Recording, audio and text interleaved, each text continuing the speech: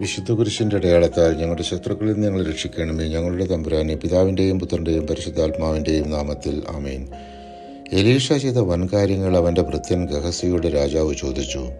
Elisha കർത്താവിൻ്റെ നാമത്തിൽ ചെയ്ത എല്ലാ അത്ഭുതങ്ങളെയും, പ്രത്യേകിച്ച് മരിച്ച കുഞ്ഞിന് പുനർജീവൻ കിട്ടിയതുവരെയുള്ള കാര്യങ്ങൾ സംസാരിച്ചു കൊണ്ടിരിക്കുമ്പോഴാണ് ആ കുഞ്ഞിൻ്റെ അമ്മ രാജാവിൻ്റെ അടുത്ത് വന്ന് താൻ 7 വർഷം രാജ്യത്തെ ക്ഷാമം മൂലം ഫിലിസ്ത്യരുടെ ദേശത്ത് പോയതെന്നും തൻ്റെ വീടും ഭൂമിയും തിരിച്ചു തരണമെന്നും രാജാവിനോട് അപേക്ഷിച്ചത്.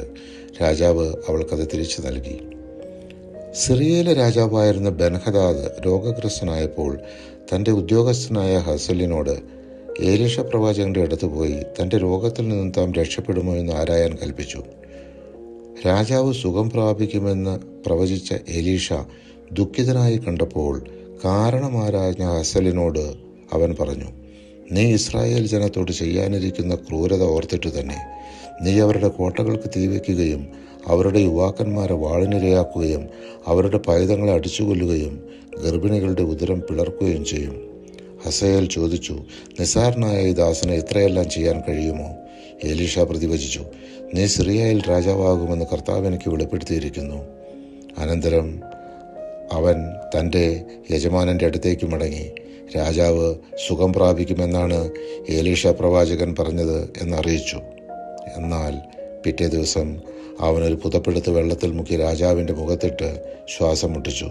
അങ്ങനെ അവൻ മരിച്ചു. ഹസയേൽ രാജാവായി. ഇതേ സമയം യൂദാ രാജാവായിരുന്ന ജോറാം 8 വർഷം ഇസ്രായേലിൽ ഭരണം നടത്തി. ജോറാമും ഭാര്യയും മുൻ രാജാക്കന്മാരെ പോലെ കർത്താവിനെതിരെ തിന്മ പ്രവർത്തിച്ചു. എങ്കിലും കർത്താവ് തൻ്റെ ദാസനായ ദാവീദിനെ പ്രതി യൂദയായെ നശിപ്പിച്ചില്ല. കാരണം അവനും അവൻ്റെ പുത്രന്മാർക്കും പിൻഗാമി അറ്റുപോവുകയില്ലെന്ന് അവിടുന്ന് വാഗ്ദാനം ചെയ്തിരുന്നു. 2 രാജാക്കന്മാർ 8-ാം അധ്യായം 19-ാം തിരുവചനം. ജോറാം മരിച്ചതിന് ശേഷം അവൻ്റെ പുത്രൻ അഹസ്യ രാജാവായി. പരിശുദ്ധാത്മാവെ, തിരുവചനത്തിൻ്റെ അനന്തശക്തിയാൽ ആത്മാവിൻ്റെ ഫലങ്ങളും ദാനങ്ങളും നൽകി തീഷ്ണതയാൽ ഞങ്ങളെ ജ്വലിപ്പിക്കണമേ. ആമേൻ.